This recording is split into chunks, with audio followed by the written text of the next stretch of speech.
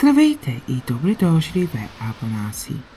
Абанаси е селото, разположено на върха на хълм с изглед към Велико Търново. Това е главният път през селото и има много барове и ресторанти. Hello.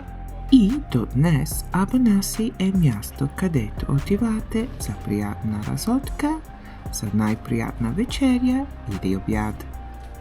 Името Абанаси започва да се права в история в края 15 до началото на 16 век. Но вероятно е имало няколко малки сърца и преди, тъй като хълмът Абанаси се намира между град Велико Търново и Горна Оряховица.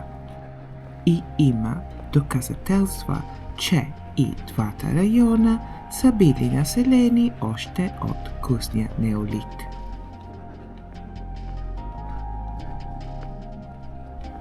Но встрани от главния път Абанаси се превръща в събиране от тесни пътища, над които се издигат голямо къщи в традиционен български стил. Абанаси през 14 до 16 век бил град на богати търговици с разкошни дворци. Сред нови и преустроени български домове все още има останки от миналото.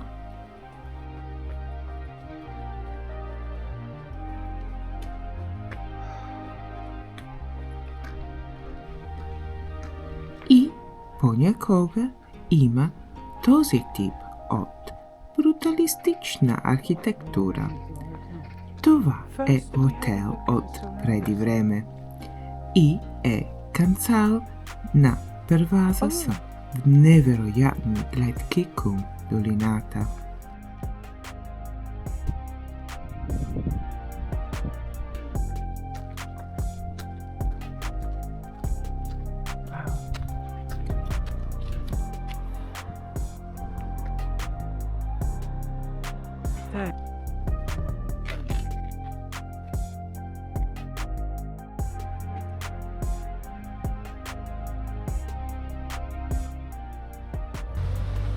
През 17 век мощни търговици семейства в града се разпростират нейни търговска мрежа до Трансилвания, Русия и Полша и всички семи между тях. Абанаси е било много известно с своето медитарството, златарството, коприна и винарство. В края на 18 век Абанаси претърпява множество под кърджалийските. Градът е ограбван и опожаряван многократно. Последният удар е чума от колера. Повечето от търговиците се напознават и градът започва да запада.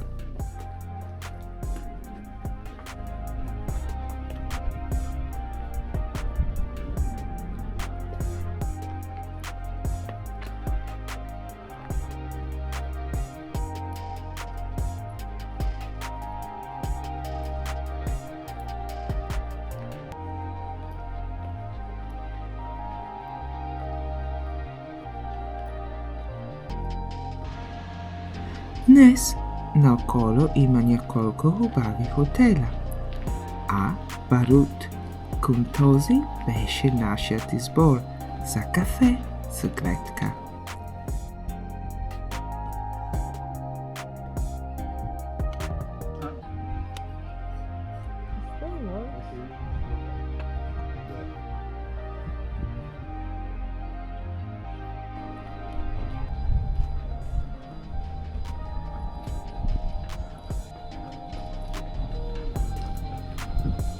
А точно малки стъпки далеч има църква-музей. Църквата Рождеството Христово.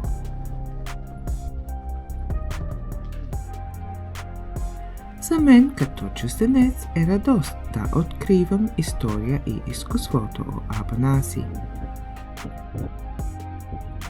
Най-старата част от църквата е построена през втората половина на 16 век. През следващите столети бяха издигнати нови сгради и свързани с оригиналната църква. Църквата трябваше да расте и да се разширява по този начин, защото по време на османското владичество беше трудно да се получи разрешение за строеж на големи църкви. Иконографията вътре е повлияна от кюрдската православна църква. Тъй като след падането на Велико Търново под Османската империя през 1393 години българската църква губи своята независимост и беше присъединява към кюрдската църква. И по закон всички църковни обреди трябваше да бъдат на кюрдски език. Стенописите и декорациите датират от края на 16 век нататък. Стенописите в църквата изобразяват сцени от Стария и Новия Завет и много от най-значимите светци и мъченици на църква. А има и това, което наистина ще ви е трудно да вместите в християнската традиция. Наистина тази е ехо от система от вярвания стара като умовете. Това изображение изобразява кръга на живота, започвайки от слънцето в центъра. Следващият кръг изобразява четирите елемента – земя, вода, въздух и огън и 4 сезона. Това е последвано от зодиака, злед и мания, обикаляйки и около това колело, опитвайки се да постигнем целите си, и понякога нещата се объркват и ние от падане на дъното и залъжаване в ада. И понякога нещата вървят добре и ние постигаме нашите цели и да избягаме от безкрайна кръг.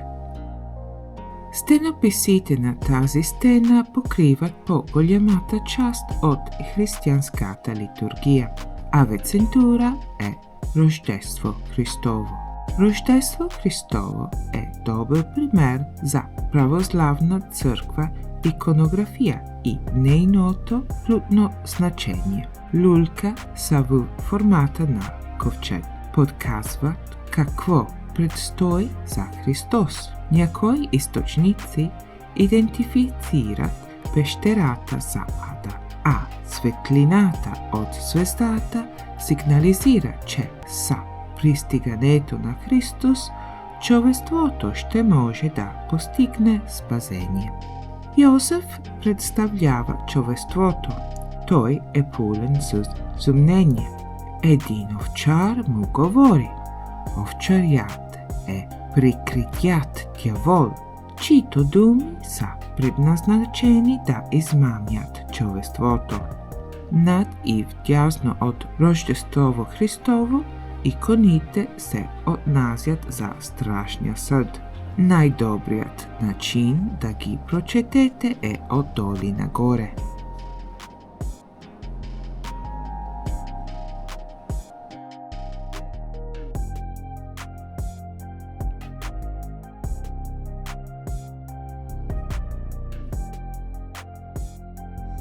Това е пример за стенописите преди да бъдат реставрирани.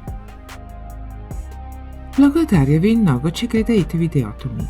Моля, ресайте се абонирайте. Би било страхотно. Публикувам този тип видео на английски във вторник, на италиански в сряда и на български в четвъртък. Благодаря ви много, приятен ден и чао-чао!